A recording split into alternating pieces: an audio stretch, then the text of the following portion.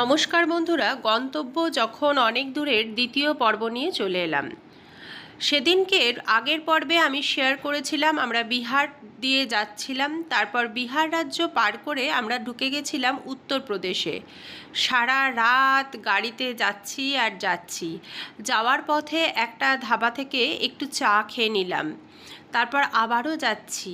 এটা বারাণসীর কাছে যে ব্রিজটা আছে সেই ব্রিজের কাছে আমরা পৌঁছে গেছিলাম মাঝরাত। তখন প্রচণ্ড জ্যাম ছিল, জ্যামে অনেকক্ষণ আটকে ছিলাম। জ্যামের মধ্যে বসেই আমরা সবাই গাড়িতে একটু ঘুমিয়ে নিয়েছিলাম, এতক্ষণ জ্যাম ছিল। বারাণসী ক্রস করে সব কিছু ক্রস করে আমরা পৌঁছে গিয়েছিলাম প্রয়াগরাজ। গাড়ি ছেড়ে দিয়ে আমরা পাবলিক বাসে কিছুটা রাস্তা, হেঁটে কিছুটা রাস্তা, এইভাবে শেষ পর্যন্ত আমরা পৌঁছালাম প্রয়াগের, যেখানে আমাদের গঙ্গা যমুনা সরস্বতী অর্থাৎ সঙ্গম যে জায়গাটাকে বলে সেখানে আমরা গিয়েছিলাম যখন ওখানে কুম্ভ মেলা চলছিল।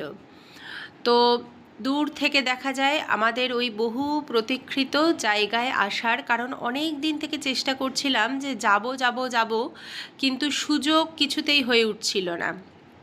তাই দূর থেকে দেখে মনটা ভালো হয়ে গেল যে আলটিমেটলি আমরা আসতে পেরেছি। সারা রাতের যে জার্নি, 24 ঘন্টার যে জার্নি, সেটা করে প্রায় পাগল অবস্থা। তবুও এতটুকু কষ্ট লাগছিল না, এতটুকু কোনো ক্লান্তি ছিল না। অতটা জার্নি করে গিয়ে আবার হাঁটতে অনেকটা হেঁটেছি, প্রায় 10-15 কিলোমিটার হেঁটেছি। মানে মেলাতে ঢুকতে হবে, তারপরে আবার হেঁটে হেঁটে অনেক দূর গিয়ে একদম সঙ্গম স্থলেই আমরা গিয়েছিলাম। সব আস্তে আস্তে তোমাদের সামনে ছোট ছোট ভিডিওর আকারে নিয়ে আসবো, টুকরো টুকরো করে চেষ্টা করব কয়েকদিন পরপর দিয়ে তোমাদেরকে দেখানোর। তো দেখো বন্ধুরা, শেষকালে 9 নম্বর গেটের কাছে যখন এলাম, প্রচণ্ড লাইন, প্রচণ্ড ঠেলাঠেলি, মারামারি, তবু কোনো রকমে সেই গেটটা যখন খুলল আমরা কিন্তু ঢুকে পড়লাম। এই ব্রিজগুলোর উপর দিয়ে হেঁটে আমরা যাব ওপারে গিয়ে আরও হাঁটতে হবে, তোমাদের সাথে সবটাই শেয়ার করব।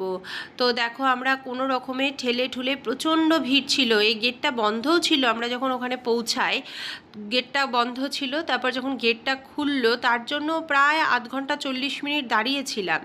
তারপর যখন খুললো তখন সেই মানুষের ভিড়, সেই ভিড়ে কোনো রকমে কিন্তু আমরা এই জায়গায় ঢুকে পড়েছিলাম। এই ব্রিজটা দিয়ে হেঁটে আমরা ওপারে যাব। দেখো আমাদেরকে দেখে মনে হচ্ছে কোথা থেকে উঠে এসেছি, নাহলে পাগলাগারদ থেকে সবকটা বেরিয়ে এসেছি, এমন অবস্থা। মানে এত জার্নি করেছি, ঠিকমতো খাওয়া নেই, ঘুম নেই, কিছুই নেই। আর 24 ঘন্টা ধরে এরমভাবে গাড়িতে যাওয়া কোনোদিনই অভ্যাস নেই, এইবারই প্রথম টাইম। কিন্তু খুব ভালো লাগছিল ওখানে পৌঁছাতে পেরে, মনটা খুব ভালো হয়ে গেছিলো। কারণ আমার ইচ্ছাটাই ছিল সবচেয়ে বেশি যে আমি একটু যাব কুম্ভ স্নান করতে, আমি একটু যাব ওই সঙ্গমে ডুব দিতে।